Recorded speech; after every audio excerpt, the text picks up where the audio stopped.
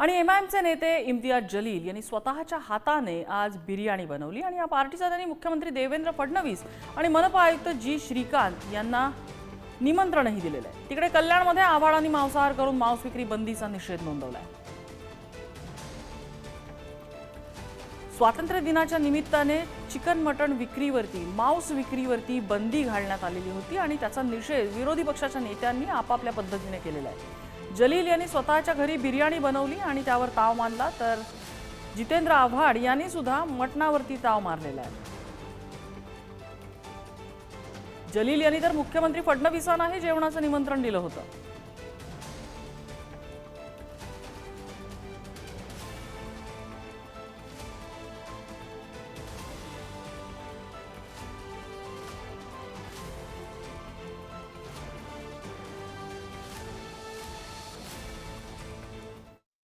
दररोज मी हे खात नाही।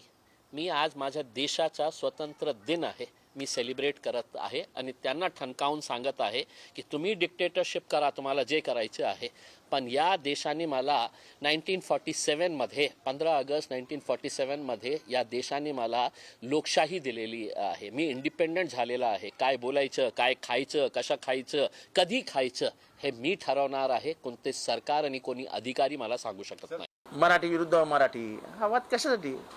राजकारण, निवडणुका। हा वाद कशासाठी? राजकारण, निवडणुका। सगळं निवडणुका ठेवूनच आपण जर करणार असू तर कशालाच अर्थ राहिला नाही। 15 ऑगस्ट आहे, या देशाला स्वातंत्र्य मिळालं, पारतंत्र्यातनं बाहेर आलो आपण। हे कुठलं नवीन राज्य व्यवस्था आली की तू लोकांच्या तोंडालाच कुलूप लावायची व्यवस्था करण्यात येते? म्हणून आम्ही सगळ्या समविचारी पक्षांनी एकमेकांशी बोलून ठरवलं की हेला जुमानायचंच नाही। आज जे कर, आज फक्त स्वातंत्र्य दिवस हा पवित्र दिवस आहे, पण आज गोकुलाष्टमीच्या दृष्टिकोनातून पण आज महत्वाचा दिवस आहे। आणि मग हिंदू धर्माच्या दृष्टिकोनातून अगर एवढा महत्वाचा दिवस असेल तरी तुम्हाला प्रॉन्स खायचे आहे, तरी तुम्हाला मटण खायचं आहे, मटण पार्टी खायचंय, म्हणजे तुम्हाला हिंदू धर्मावरच द्वेष आहे। मग स्वतःला हिंदू कशाला म्हणून दाखवता? सांगा आमचा धर्मांतर झालेला आहे, हिंदू धर्माची आमचा काय संबंध, सांगून टाका आणि मोकळे व्हा ना। एवढीच हिंमत असेल तर मग स्वतःला हिंदू कशाला म्हणतात?